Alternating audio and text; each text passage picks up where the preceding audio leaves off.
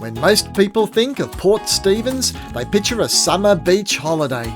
But we've come in the middle of winter to find out if it might actually be the best time to visit. Over the next 3 days, we'll discover giant sand dunes, humpback whales, breathtaking coastal walks, and one of Australia's most unique places to stay.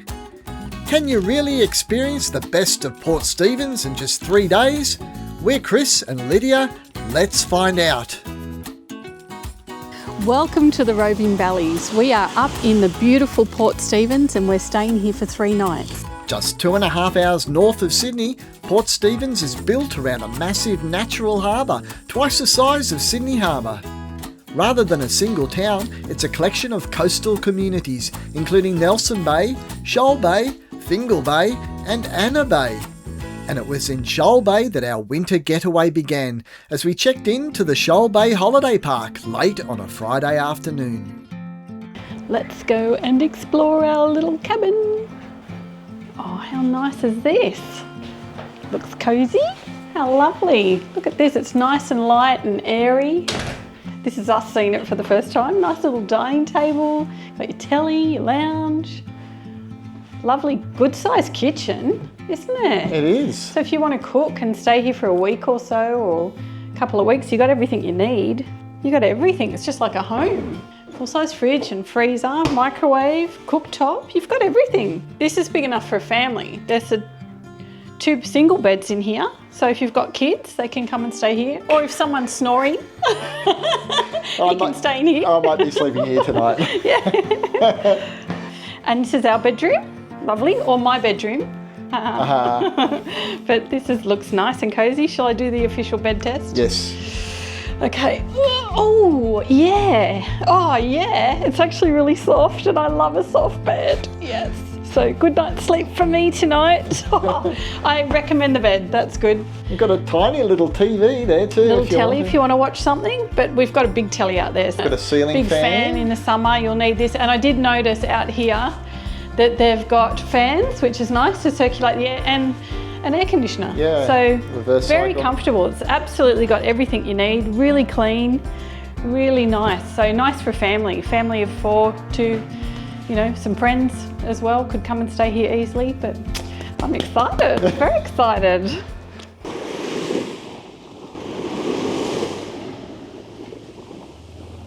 We're actually basing ourselves for the first couple of nights in Shoal Bay and staying at the Shoal Bay Holiday Park, which is right across the road from this beautiful beach.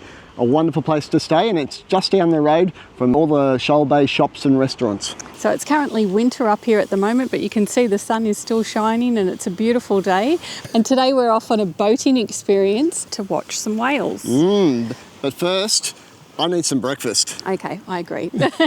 Coffee and food to fuel up before we head off. So stick around, we've got some exciting things to show you this weekend and showcase this beautiful area of Australia.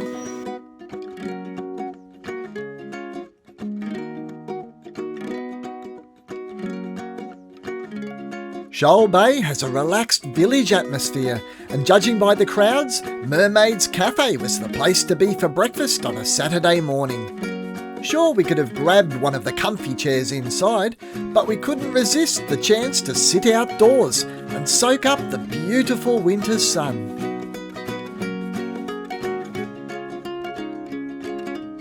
I've got some corn fritters, and Lydia's got a lovely gluten-free spinner crab omelette.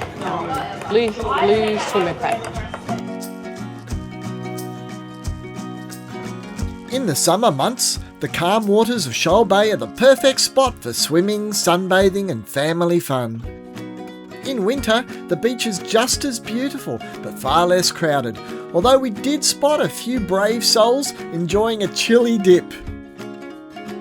Out here on the jetty, it's a bit windy and there's a few brave souls out there that are going for a swim, so they're braver than me. I won't be going for a swim today. No. Even though we were in t-shirts a minute ago, out here on the jetty, it's a little bit chilly. After breakfast, we headed to neighbouring Nelson Bay. At the heart of the waterfront is the Alborra Marina, the departure point for many of Port Stephens' most popular marine experiences. including whale watching cruises.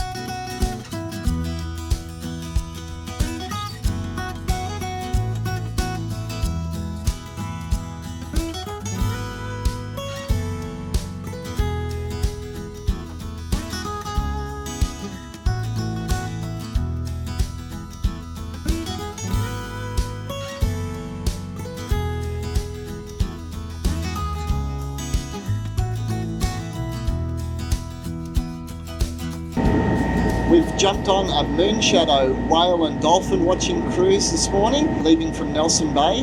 We're just heading out at the moment, passing Shoal Bay where we're staying. You can see it in the background there. But it's peak whale watching season at the moment. So winter time, all the whales, the humpback whales, they head north to go and have their calves up in the warmer waters in northern Queensland. So they're all coming past at the moment and they're having sightings every day. So we're hoping, crossing our fingers, that we'll see a few whales breaching and close to the boat, but you know, they're wild animals, so we can't promise anything, but we'll keep our fingers crossed.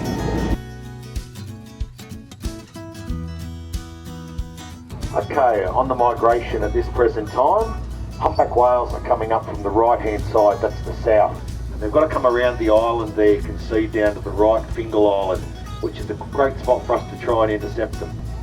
Often see dolphins around this area, the local bottlenose dolphin, and we often pick those up. But our main focus today is the humpback whale. Yeah, a couple of whales up in front. We're seeing good surface time from these guys already. Could be up to 4 or 5 whales in this group, I think. Yeah, that's got all the looks of a heat run to me, and that's males pursuing a female.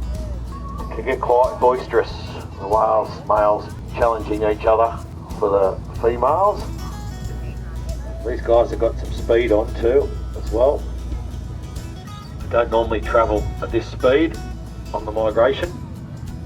When there is a heat run, it's a battle, a pursuit.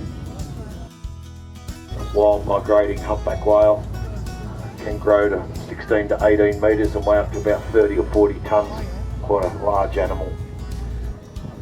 Now this East Coast population of humpback whales were hunted to near extinction as late as 1980, and the numbers around that time when whaling was banned in Australian waters got down to about 1,500 or 2,000 animals that are on the endangered species list.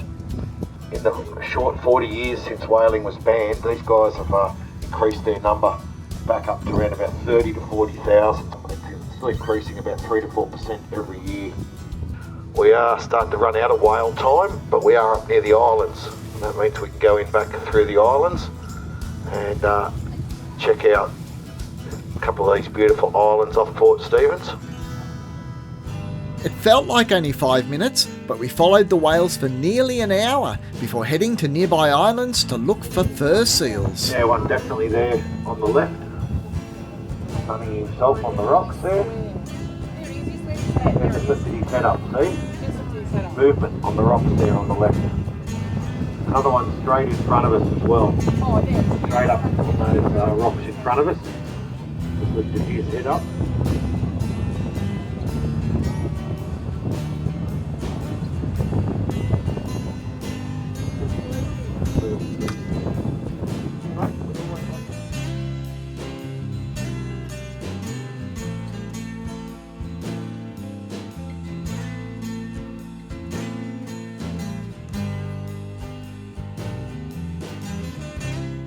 So we've just got off the Moonshadow cruise, whale watching cruise and dolphin watching cruise, and it delivered. It was a good day to go out today. We got to see seals, dolphins and whales. A lot of whales. A lot of whales. They were on a bit of a chase apparently, so there's a lot of activity happening. So it was well worth it. And we've got a top tip for you if you are coming out on the cruise.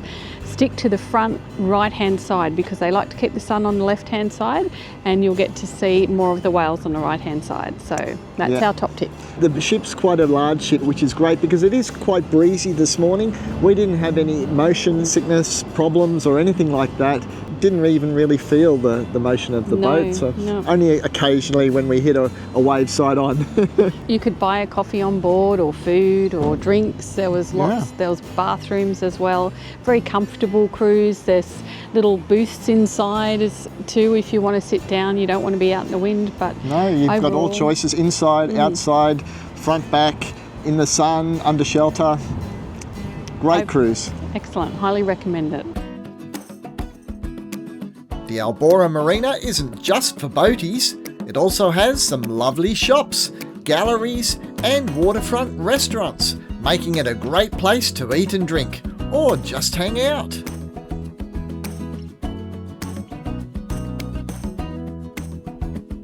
And as the afternoon shadows lengthened, we headed to Little Beach, a quiet corner between Nelson Bay and Shoal Bay, to enjoy the sunset with a drink at Little Beach Boathouse. Glasses on, eyes are leaking.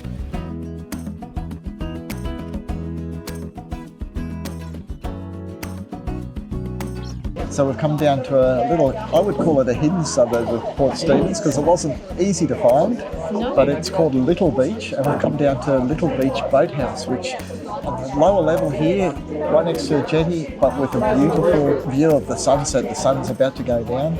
We actually have been here years ago with the kids and we went to the playground. We had no idea that this was here. No. So it is really, truly a hidden gem. And well, the locals probably don't think it is, but we do. So cheers.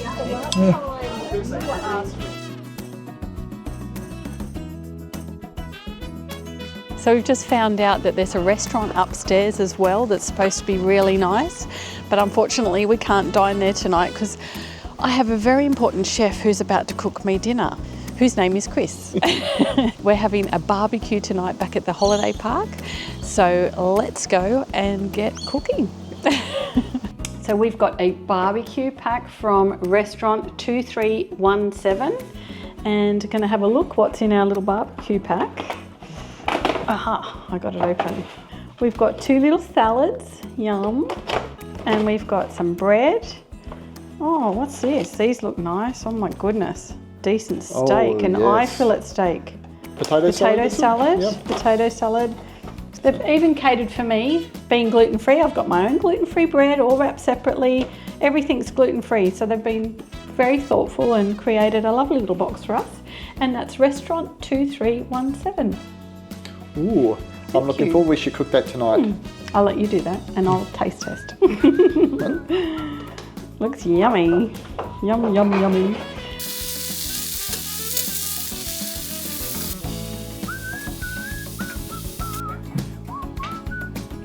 Dinner is ready? Yay. I got steak and onions. Well done. How's the salads going?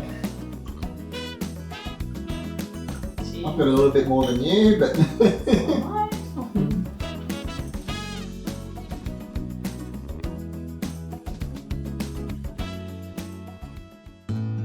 Good morning. We've got up early. Before sunrise, because we've been told that the Tomaree Summit Walk is one of the best places to see sunrise here in Port Stephens. It's one of the best things to do here in Port Stephens. So it's a beautiful morning. It's a clear morning, a bit chilly. A bit chilly, got my beanie, but we've braved the early morning so we can show you whether it's worth doing the walk. So I'm sure it will be. I'm sure it will be, but we'll show you. We'll leave the gold for the end of the walk and show you how fantastic it is. So let's get moving before the sun comes up. Yeah. At the far end of Shoal Bay, Tomaree Head rises 161 metres above the ocean, forming the southern entrance to Port Stephens Harbour. Okay, so we're going to see what time it is before we start our walk. It's supposed to be 1.5 to 2 hours round trip. So it is currently... It's 6:42. It's 6:42. She normally says good morning, but she's not up yet. She's asleep. So we're getting up and we're going. And I'm guessing it's going to take us about 35 minutes to get up. What's your guess? I'm ambitious. So we'll see. What do you reckon your guess is, Chris? 45. 45.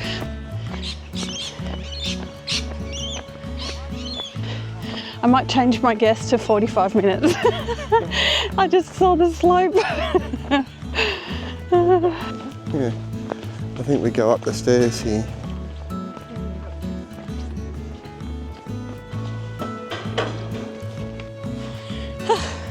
catch my breath.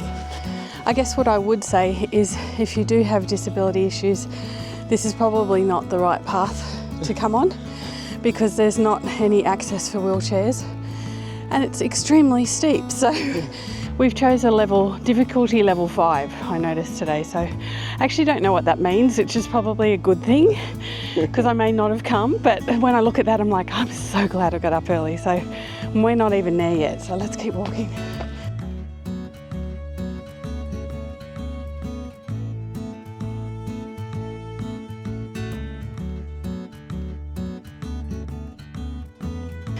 If you did this every day, you'd be fit.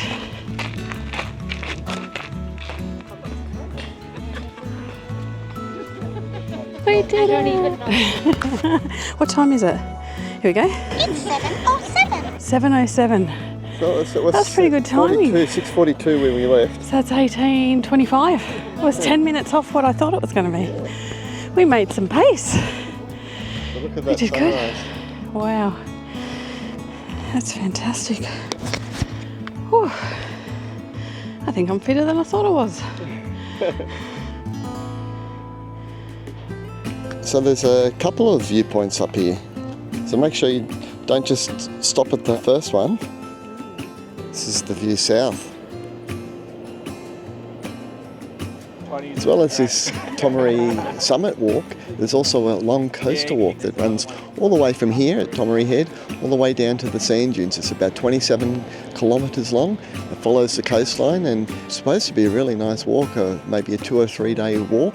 We won't be doing that today, but later on in the day we'll go down to the southern end near the sand dunes and see where the coastal walk finishes. So the sun's just highlighting all of Shoal Bay there in that little triangle section. It's all under sunlight now. When we first came up it was in shade, but now it's highlighted and it's saying, coffee, coffee.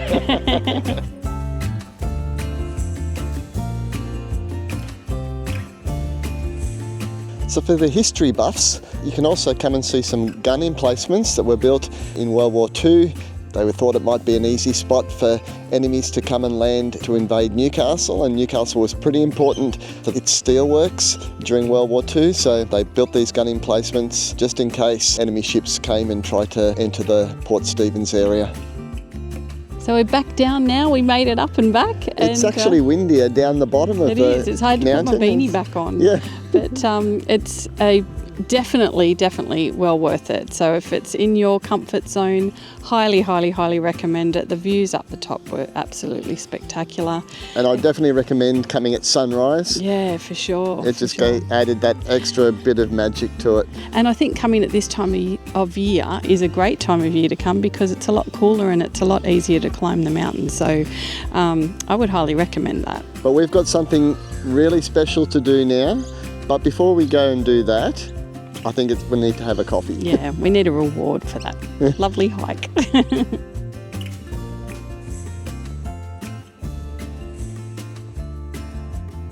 So on the way through town, we got ourselves some coffee, some banana bread, but we decided to come back to our cabin at the holiday park to eat it. And It's lovely. it's beautiful in the sun. Can you hear the birds? It's beautiful. Ah, this is the life, isn't it?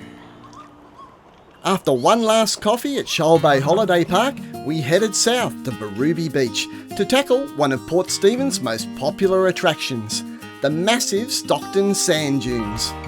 And with a very special accommodation experience waiting for us later that day, our Port Stephens adventure was just getting better and better. We've come down to the beautiful Birubi Beach, which is the southern end of the Tomaree Coastal Walk. Yeah, if you remember this morning, we started with a sunrise walk up Tomaree Head, and as I mentioned, that was the start of the coastal walk, and it was a 27-kilometre walk along the coastline right down to this beach here. So we've done it the easy way, we've driven it, we've shown you the start and the end of the walk. It is, but we're about to go on a very comfortable forward drive tour of the sand dunes. Yep. You can do quad biking and also sandboarding, but we've opted to go for the comfort option. But we won't be able to show you that because it is a cultural heritage site. Yes, it's the traditional lands of the Warramai Aboriginal people, so it's a significant cultural as well as a conservation area, and we're unable to film on that on the dunes, unfortunately. But we look forward to telling you all about it when we get back. These sand dunes stretch for more than 30 kilometres from here at Birubi Beach all the way to Newcastle, forming the largest moving coastal sand dune system in the southern hemisphere. And because the wind is constantly reshaping them, the dunes are always on the move. We joined Port Stephens four-wheel drive tours for a scenic ride through the dunes and along the beach, and even tried our hand at a bit of sandboarding. Although we weren't allowed to film ourselves on the dunes, the tour company kindly supplied this approved footage to give you a feel for the experience.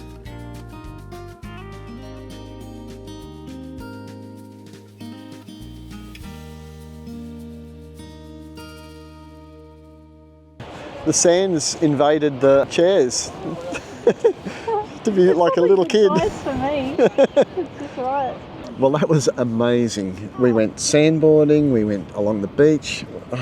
It's absolutely fantastic. We can highly recommend it. Can't believe this is actually at our doorstep, and it's taken us this long to do it. And we went sandboarding. It was so much fun. It was lots of fun, and I was a little bit worried I might injure myself or something, but it wasn't. I was worried for nothing. It's actually, the sand is so soft, it's just like a big cloud, and you run it through your fingers and it just feels really beautiful. And yeah, they apparently have people that are up to the age of 90 that can do it. We saw lots of whales breaching out into the ocean. They like to get close to shore because the mums rub their tummies on the sand and it gives them a little massage. So that's their little day spa that they have on the way up as they head up north to give birth to their babies. Yeah, because it's quite shallow here. Yeah. But we saw eagles. Some eagles, which was incredible, and their wingspan was up to 6 feet, I think they said, and really close we got to see them, and these other little birds that eat all the pippies. But it's also, winter's a great time because the sand is nice and cool. The sandboarding, we could go barefoot. In the summer, you can't. It's too hot to walk on the sand. The sand is too hot, yeah. I think either the shoulder seasons or winter is a great time to come up here. I mean, we've had spectacular weather. So do yourself a favour, when you come to Port Stephens, go on a sand duning experience. After all that fun in the sand, we'd worked up quite an appetite, so we headed to one of Port Stephens' newest restaurants for lunch, and a cheeky beer paddle. Super excited to show you today. We are at the stables at Port Stephens. So this is our first time here. We've heard great things about it, and we're going to show you around this beautiful place to come and have lunch. Let's go. And they've got a hairy coo. Yay! Which is one of Lydia's, I think that's the main reason she wanted to come here.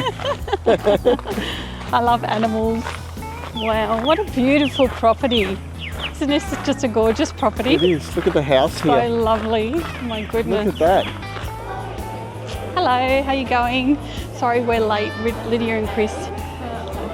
Thank you. After such an active morning, the stables seemed like the perfect place to slow things down, with a long lunch by the fire. It really lends itself to this environment, having a winter's cold day and you've got a fireplace and get a nice, I've actually spotted something on here that I'm really tempted to have. It's the creamy chowder, which on a cooler day is just perfect. So I think I might be going for that. So it's arrived. Ooh, I've got an oyster and seafood chowder. Wow. Yum. That looks good. Look at all the bits of seafood in there. But look at mine. Yours This is fish and chips on steroids. Oh, yummy. I don't often get to eat chowder because it's usually got flour in it. So this one's gluten-free, so I'm lucky I get to try some chowder today. I'm very excited. It's yummy. So I got fish and chips. I've got calamari on the top, and there's also prawns in there as well.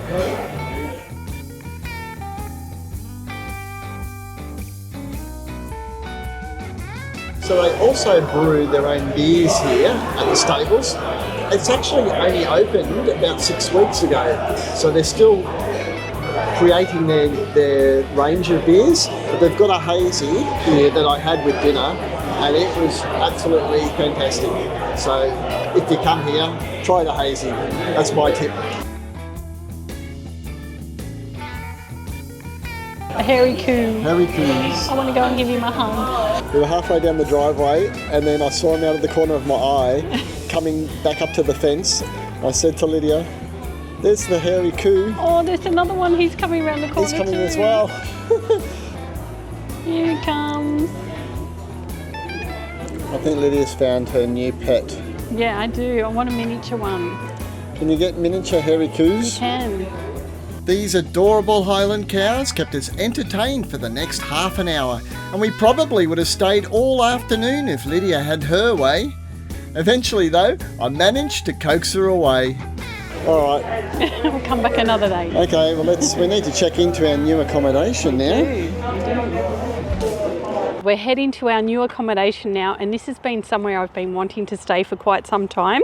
There's some very special inhabitants that live there, so we're going to head there now. So let's go and see. But our new accommodation wasn't just another hotel.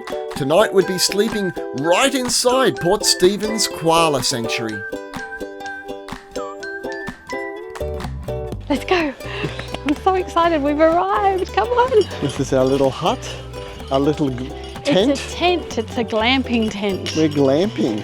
Glamping with the koalas. Yay! This was actually on my bucket list. This is a bit of a dream come true. So where in the world do you get to sleep amongst the koalas? I don't know if there's anywhere else in Australia, is there? I don't know. I think this is the only place, so I'm super excited to showcase this and share it with you. So let's have a look. Look at this. Oh, they got ambient music playing. How cozy is this? It's so warm and nice inside. It is. They've got the heater on. Wow, there's an aircon in the tent. And there's a little kitchenette Little even. kitchenette. We've got a little. Oh, look at the cute little waters. It says, "Welcome, Chris and Lydia." Oh, that's so sweet. Love that. A little fridge, microwave. So you could cook like breakfast or You could something have. simple there. We'll certainly be having coffee and having our coffee out there in the morning. Yeah. I'm so But they do excited. also have electric barbecue, so we could have bought some cooking stuff and then cooked a barbecue if we Could wanted have. to. Absolutely. But look at the bed. How cozy is this? This looks nice and comfortable. Oh, geez. Does it pass the Lydia check? It absolutely does, because when you go camping, normally you're on a mattress about this big, and this is a real mattress. This is how I like to camp. I love the cushion cover. Kenny Koala. I've got my own toilet and a shower. This is Lydia's type of camping, just saying. Plenty of room. There's biology hand soap, shampoo, so this is all environmentally friendly. How good's this? So excited. But we're going to unpack quickly because we have something very exciting that we're doing this afternoon. We're going to meet our furry friends very shortly, and we're going to do some afternoon relaxation and stretching with them. Meditating with the koalas. Yay!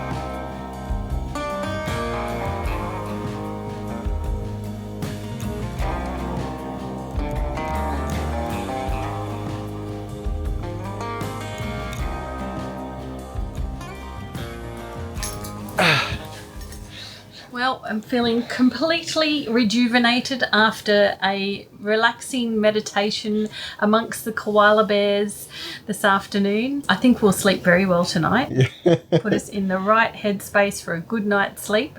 And I even had some extra special good luck today. I got pooped on by a koala. I can't say that too many people would be able to say that.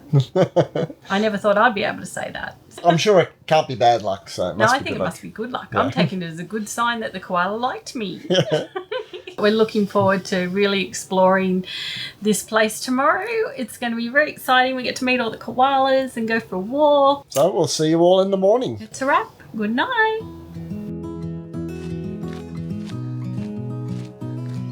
Our final morning began before dawn yet again. In the twilight, we followed a track beside the koala sanctuary, through the scrub and across the sand dunes, hoping to watch the sunrise from Samurai Beach.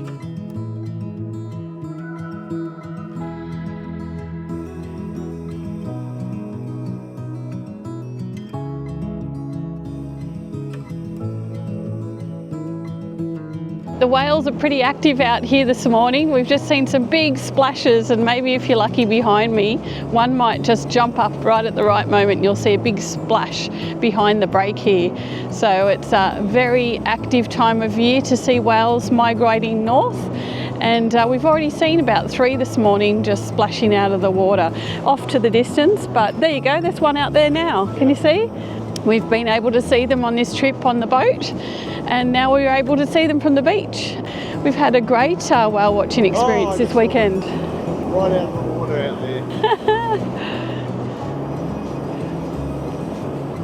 This is what the dunes were like at the beach at Birubi that we couldn't film at, so it gives you a similar impression of what we saw there. Very flat sand, easy to walk on down by the water, and then the dunes in the background. But obviously the dunes are a lot bigger out there, but you've still got the dunes behind us here as well.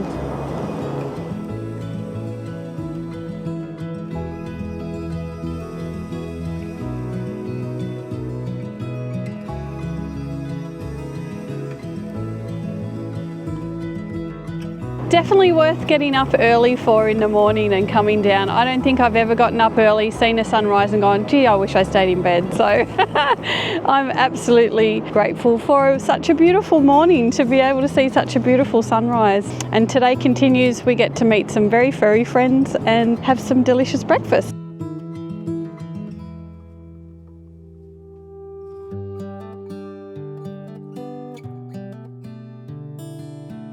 We're just having a quick cuppa now before we head off on a tour of the koala sanctuary. It is a tourist and accommodation spot, but that's basically just providing funds for the main function of the koala sanctuary, which is conservation and rehabilitation of the koalas. They do a great job here. They really look after them, and unfortunately in the summertime a lot of them do get hit by cars, or they're coming down to find a mate and they might get attacked by another animal. So it's great to have a facility here that they can come and get rehabilitated back into good health, and then the aim is to release them back into the wild. So we're going to learn a bit about koalas, and then we might have a quick look at the hospital and some of the koalas that have been rehabilitated. Can't wait, let's go and see. One of the perks of staying overnight is that guests are taken on a private tour of the sanctuary at 8 AM before it opens to the general public. Our lovely guide was a wealth of information about koalas. We learnt that koalas aren't bears at all, but marsupials, and their closest living relative is the wombat. They can run up to 30 kilometres per hour over short distances, eat up to 1 kilogram of eucalyptus leaves a day, and have fingerprints, so similar to ours they can be difficult to distinguish from human fingerprints.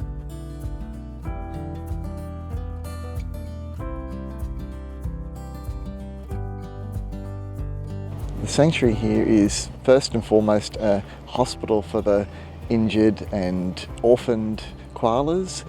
They've got 11 koalas in public enclosures, but they've got a few more out the back, and they have transient koalas that they're trying to rehabilitate and release back into the wild. I think they've got about 18 of those here at the moment. The most they've had around Christmas time was about 36, so over 50 koalas in total. They've got a hospital viewing window here, so if any injured koalas get brought in, you can actually see them working on them. So if they've been sick or they've been in an accident, there's a little window over here, and you can see them being cared for. But I don't think there's any in there today, which is a good sign, because that means that nobody's been injured. But they're constantly looking after them through the day and giving them their medicine, and oh look, there might be one. CT scan. CT scanner for koalas. They do good work here rehabilitating the koalas. Oh, it's a bat. It's actually a bat. Oh, they're showing you. Look. Oh, look at that. Oh, it's a little bat. Flying fox, it would be. A flying fox. So it's not just koalas that are brought into the koala hospital here. If the public find any injured native wildlife, they can bring that in and that'll be treated, which is great.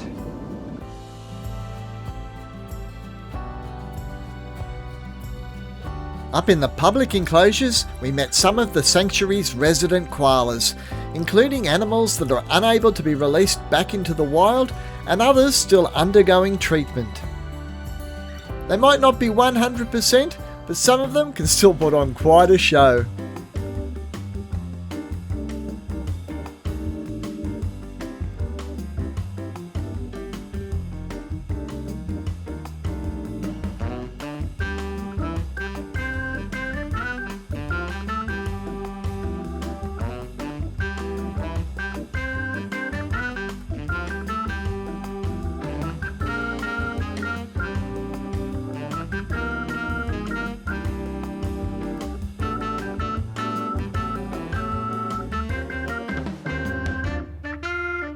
So we've just finished our tour. It was an hour tour around meeting all the different koalas and learning about what brought them here.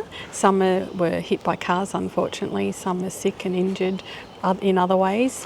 It's a great tour, very informative. We won't give all the tips and tricks away. We learnt so much about koalas, things that I'd never heard of before. And it's a wonderful experience if you're interested in koalas to come and do this yourself. It's a beautiful immersion in nature and learning all about their habitat, and highly recommend it. With all that koala excitement, we almost forgot about breakfast. Luckily, we didn't have to go very far. The cafe in the sanctuary serves up an amazing breakfast in the sun and a great coffee. They've got a lovely cafe here in the sanctuary called Wildlight Cafe. We're about to have a nice coffee in the sun and some breakfast.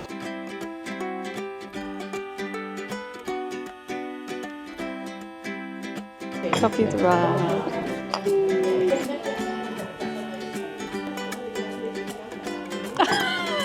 You should see your face. That's even worse. Mushrooms on sourdough with poached egg, beetroot hummus and lemon myrtle. And Lydia's got the same. Yum.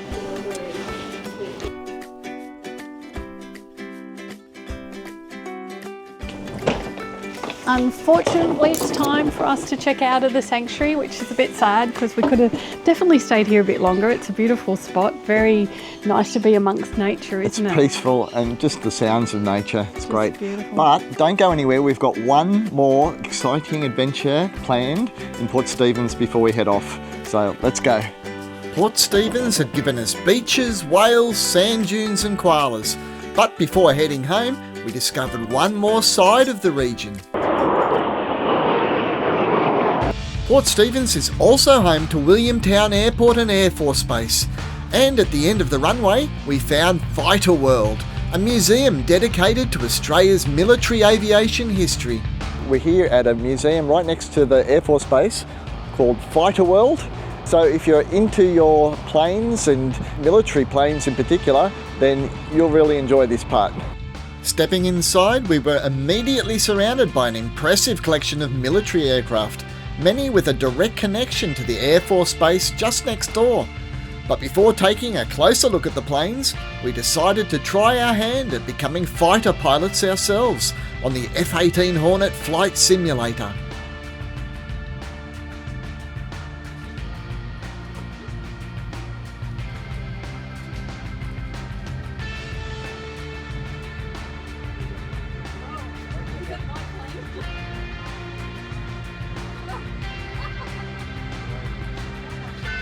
This was so much fun, pulling off tricks and firing at enemy aircraft.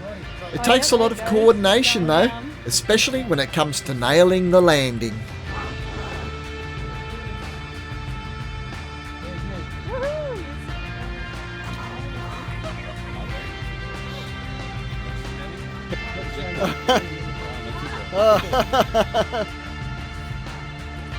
No, so you're good at flying, just not landing. Yeah, no, I just stay in the air. It's a pretty important part of it, though. I just stay in the air. Fighterworld is a non-for-profit museum run largely by volunteers, some of whom have actually flown the very aircraft on display. This is Al's flown most of the planes around Fighterworld, so he's very experienced. Nice to meet you, Al. Thank you very much. Thanks for showing us around today and telling us a bit about what it's like to fly these animals. I'll do my best. So how did you become a pilot in the first place?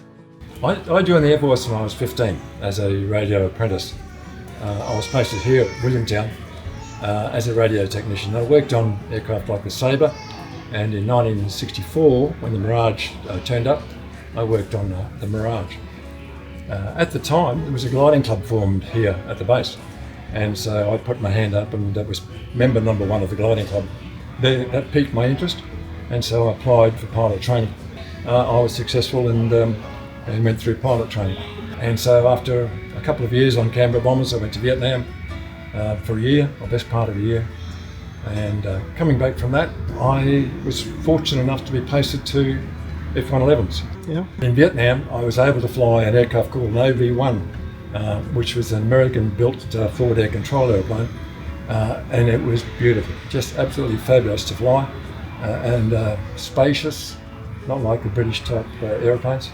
And I wanted to fly an aeroplane like that, and so the F-111 was exactly like that. It turned out to be a very, very comfortable, very, very capable, and just a fabulous aeroplane.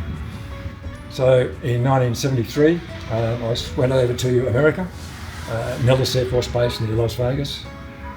Did my F-111 training there. The aeroplanes, which had been built in 1968, they were coming out of the factory one at a time at Fort Worth in Texas. We flew them across the Pacific in groups of 6. And after that, I became an instructor on F-111s. So I was there for a total of instructing 6 years initially, and then went away for a while to other jobs, and then came back onto the 111 as commanding officer of one of the squadrons. My last flight was in 1987, December 1987. Did you ever have to evacuate an aeroplane? No. No? Oh, that's good. Lydia's had an opportunity to eject from an F-18, so... I can't make a good pilot. I think I've crashed the simulator more than you have. It's so good that people can come here and get to meet someone like Al and to talk about his incredible experience and showcase all these amazing aircraft. Whether you're a plane enthusiast or not, being able to get this close to these incredible aircraft and hear the stories of the people who actually worked on them is priceless. And you may even get a front row seat to one in action.